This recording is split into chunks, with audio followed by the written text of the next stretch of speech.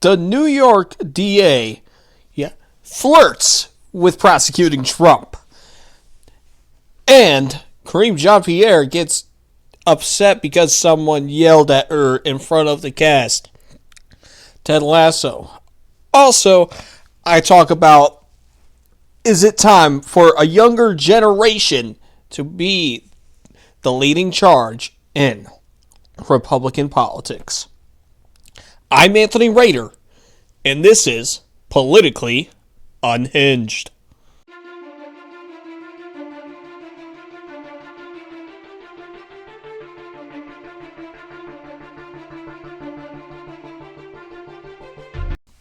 Now, everyone has been talking about it. Let's be honest. Who hasn't thought of it in the past week?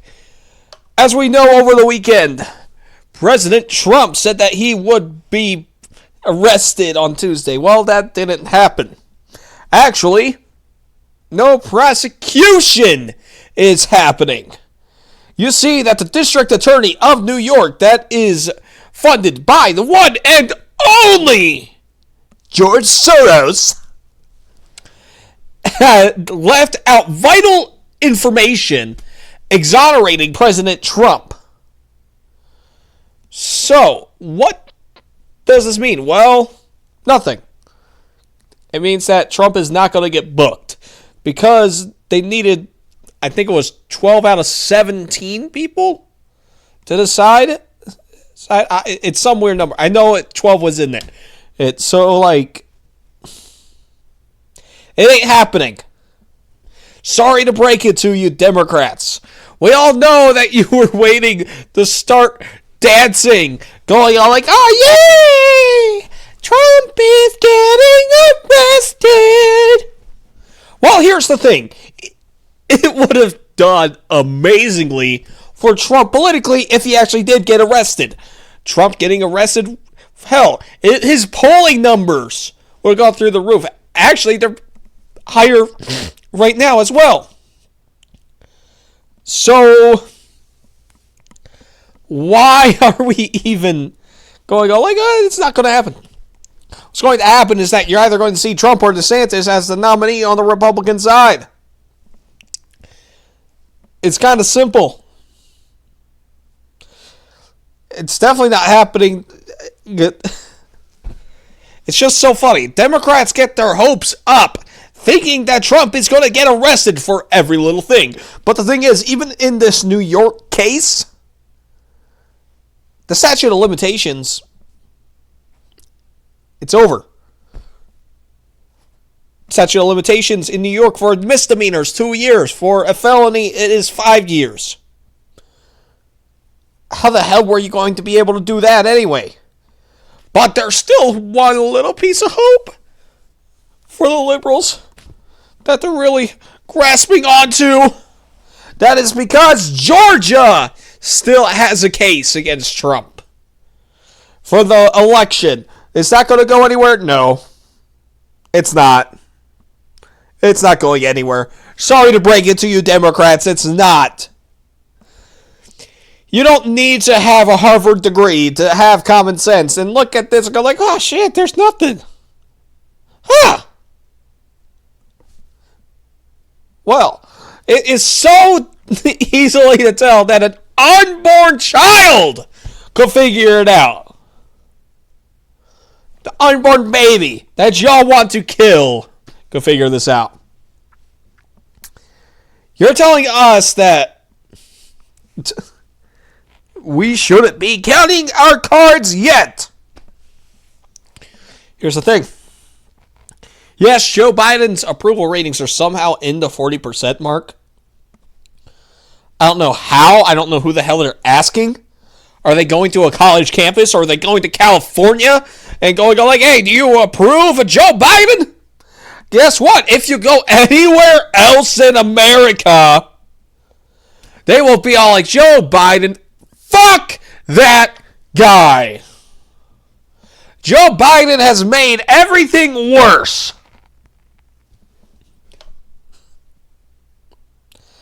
I mean, are we seriously looking at this going like, oh yeah, Joe Biden's doing it okay?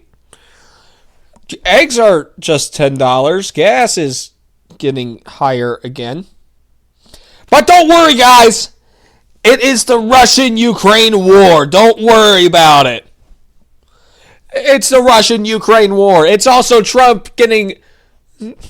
It's also Trump.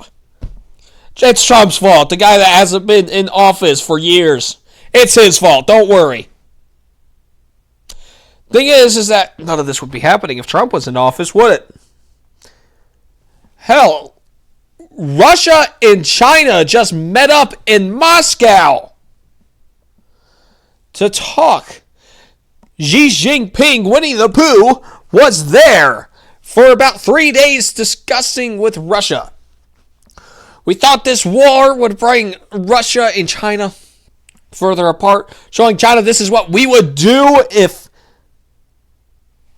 they were in bed with Russia, if they went ahead and attacked the sovereign nation of Taiwan. Go ahead, clip it, I don't care. Taiwan is a country. So, what does this mean? Well, it looks like we could be seeing the collapse of the Western world altogether. Joe Biden is clapping on the other side. Yeah. Go China. Oh, yeah, you make the peace in the Middle East. Is that a child over there? Yeah. Don't worry, guys. It's all Trump's fault.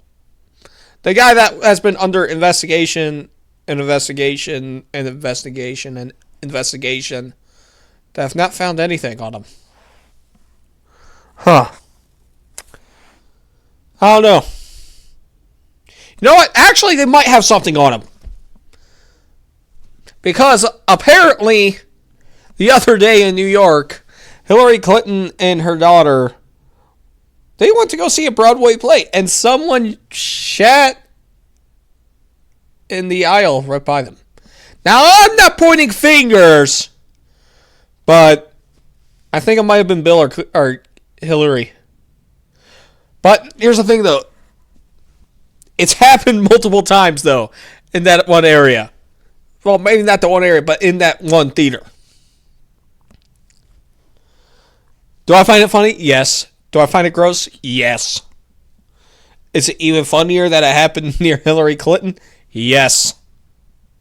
Of course it is. Let's be honest. It's a lot funnier that it happened. I mean, could we have just said that it was just a missing body part of her? Yeah, I mean, why not? I mean, we found out that shit can be stacked that high, so wouldn't be surprised. Anyway, yeah, so Trump is not getting booked at all for New York. So sorry, Democrats, you got to take that L once again.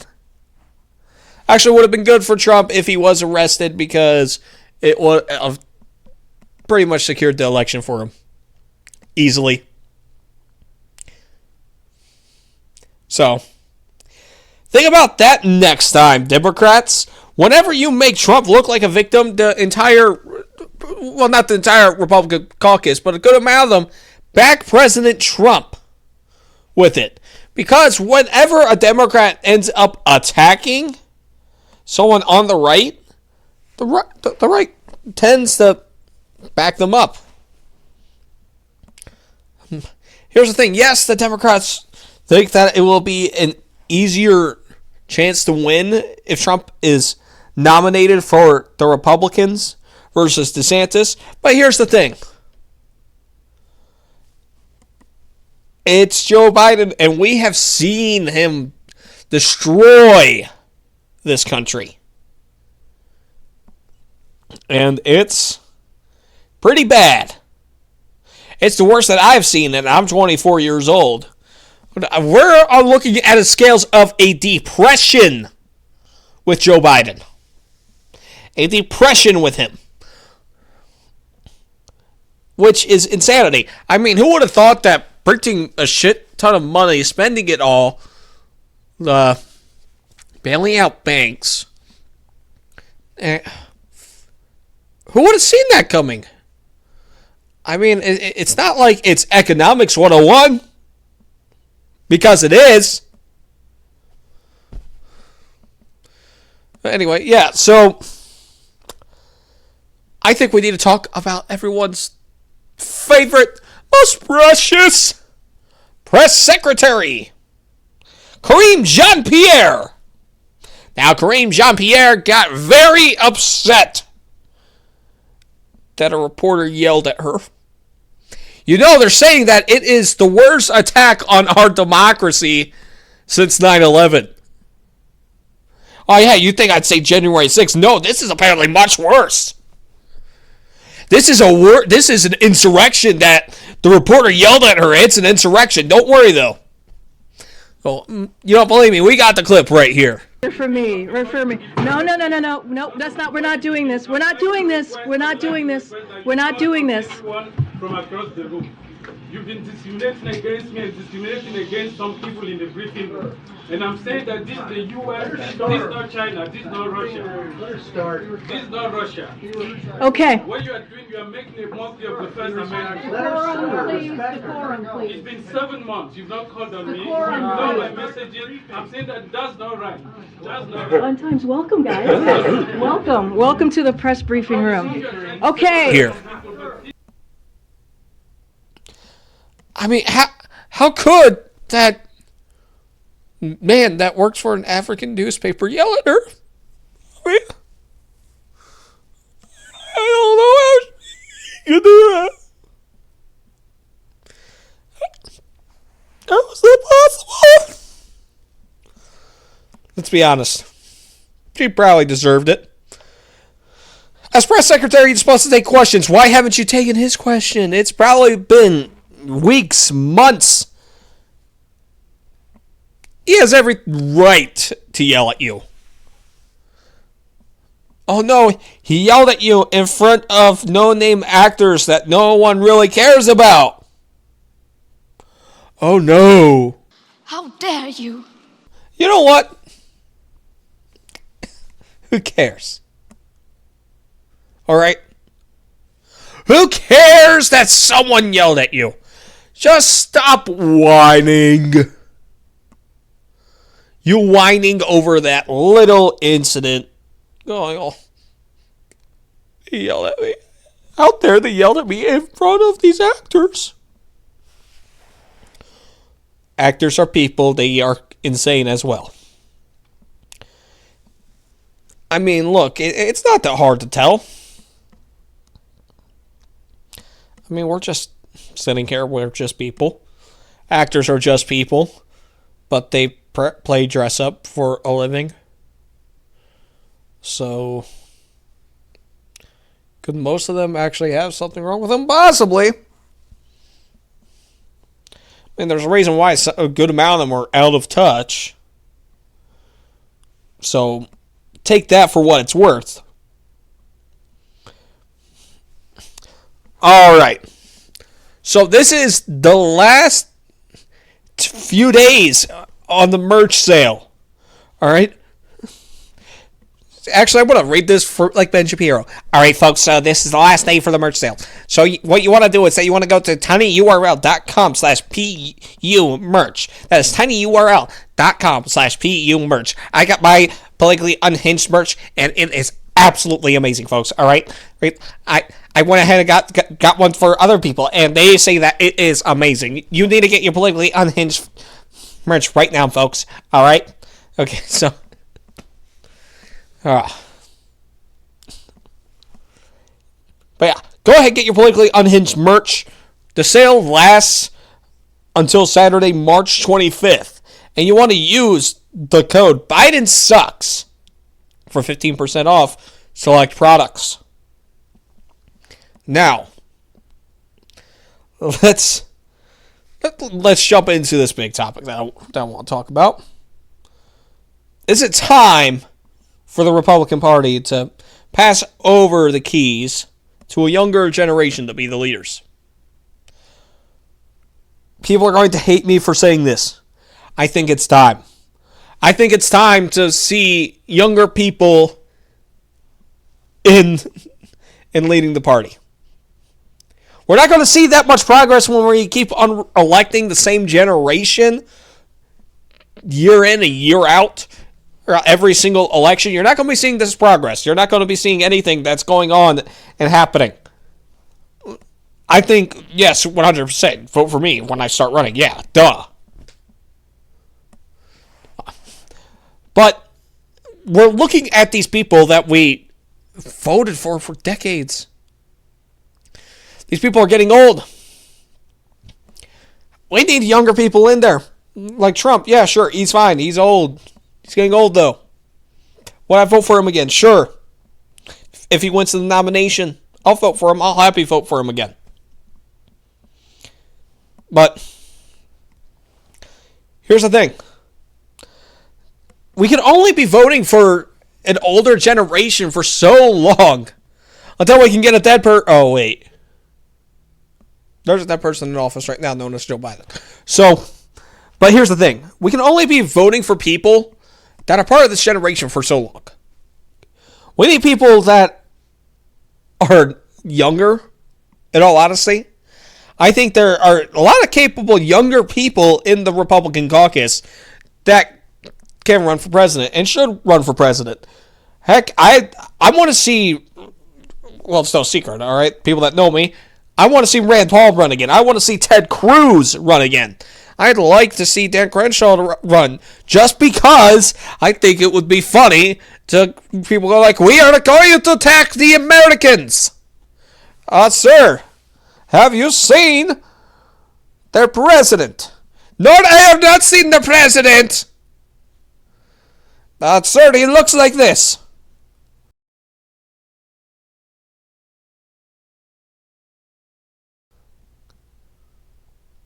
Oh! We are surrendering to the Americans! I mean, let's be honest, that's how fast it would be! We're going to be seeing people going all like, oh yeah, so we're going to be just fine. This guy has a freaking eye patch. He looks like a fucking pirate. He has a beard. He's just gonna be fucking you up because he's a Navy SEAL. Oh, there's some Americans? He's gonna go there himself.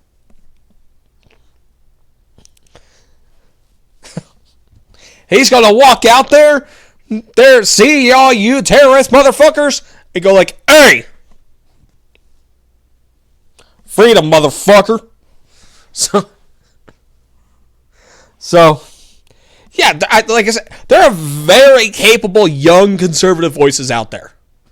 There are. Quite frankly, I would like to see possibly someone on Daily Wire potentially make a bid, but I don't think that will ever happen.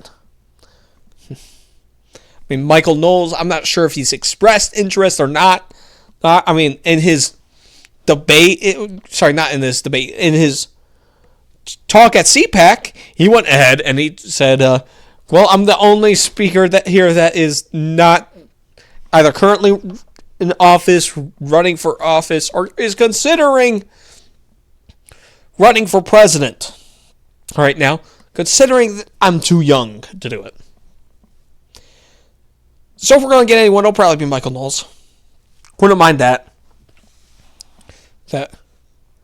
We'd like to see some people in the crowd do it, but they're also really conservative. But yeah, there's a lot of conservative voices out there that we do not go ahead and we look at them as a good voice for the GOP. Yeah.